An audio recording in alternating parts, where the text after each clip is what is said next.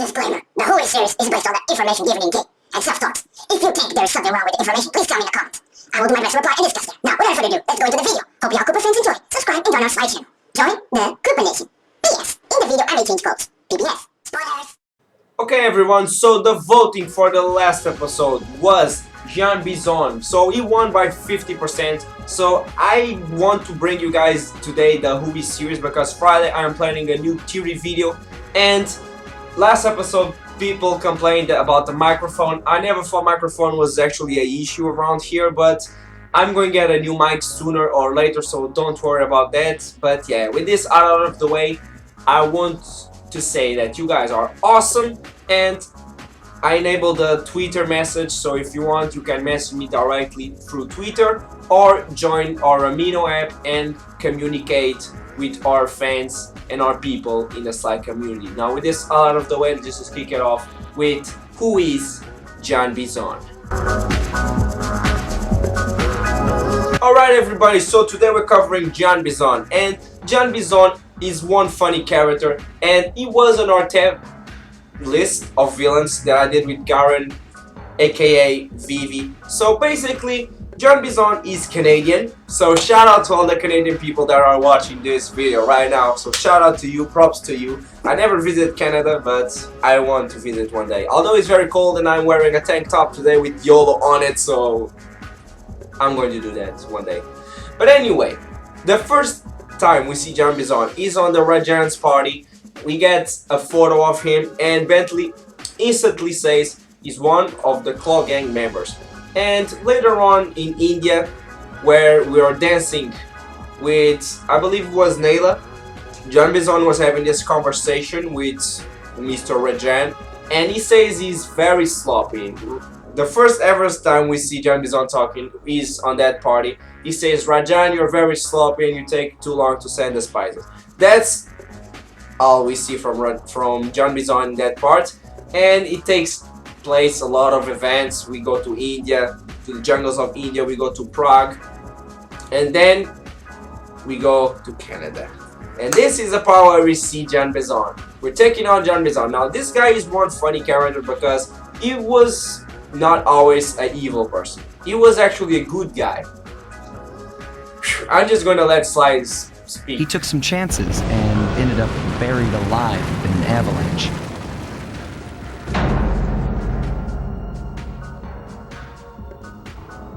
Miraculously, the quick freeze kept him alive, and 120 years later, thanks to global warming, he thawed out.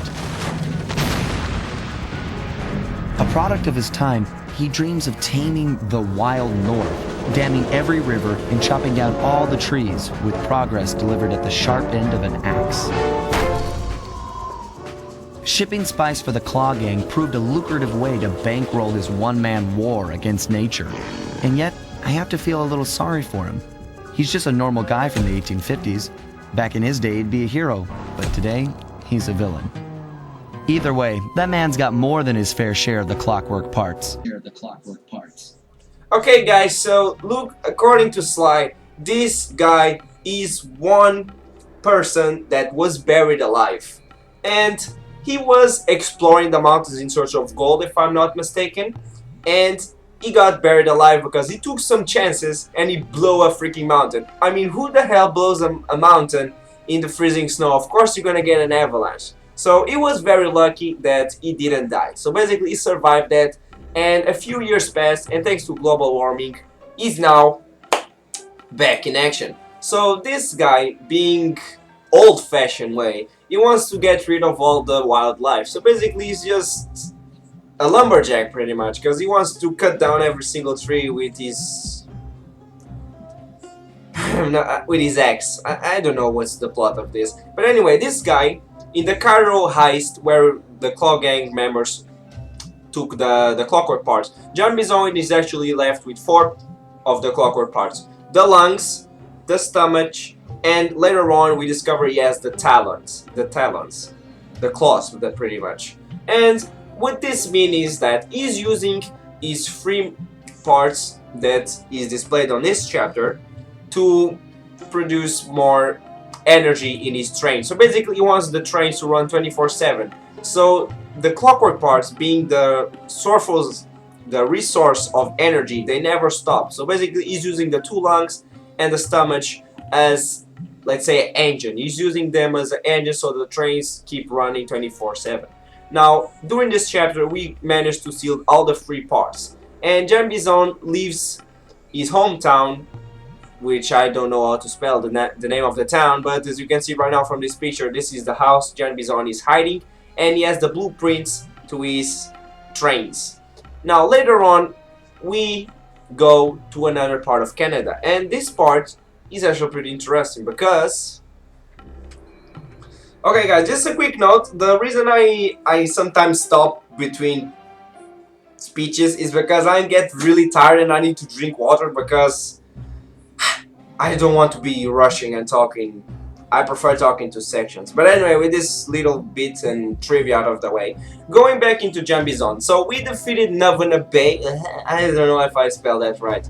But anyway, we're going now into the next part of Canada, and the Northern Lights are being effed up, and the reason for that is Jean Bison itself. So basically, after we steal the three main clockwork parts, he has one more, and that one is the claws, the clockwork claws. So basically he's using them as a tool to cut down trees even more rapid. So basically he's doing the lumberjack for reals this time. So basically a skillful lumberjack like Jean Bison can take down an entire forest in a few hours. That's what Sly said.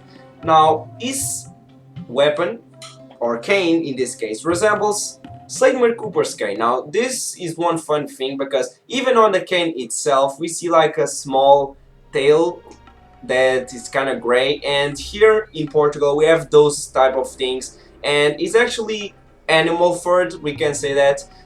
So basically this resembles like a raccoon in my own eyes, because here in Portugal we have the same thing, but we have it in orange and black, so it resembles a fox. So basically he knew a Cooper before. That's my theory for this guy, because looking at the dates, he had the expiration at 1852, so 1852, and then he got buried alive in the snow and only got out at 1972, if I'm not mistaken. So basically that's the period where you had that adventure was the period of Tedious McCooper.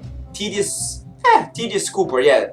The gentleman from England, if I'm not mistaken. Although, from England to Canada, it's quite big. It's quite a bit margin. Although, the Englishman kinda did the United States deal, and by stretch, they did Canada. I'm not Canadian, so I don't know the history of Canada, so if you know and you want to correct me, feel free to comment down below, because I don't know the story of Canada. But anyway, with this out of the way, maybe this Cooper knew Jean Bison and they were friends, or even they knew each other. That's pretty much what I want to point out here. But if they knew each other, why didn't he recognize Sly? That's the only reason here. But you know, not because, like, for example, I have a brother, but if you see my brother, you may not recognize it as being my brother, if you know what I mean. But anyway, with this out of the way, he was in snow, so he was freezing solid for 120 years, if I, 20 years if I'm mad or not putting a trick on me. But anyway, after we beat Jean Bison, we go to the Northern Lights and we chase down Arpeggio. So Jean Bison is actually a very fun and smart character, because he's the only legit character that I can remember that identifies the crew in the disguise and actually outsmarts the crew by stealing the clockwork parts. So that's something, and that's the reason this guy was on our top list, because he's not, like, for the old guy, let's say old, he's actually pretty smart, and that really is surprising.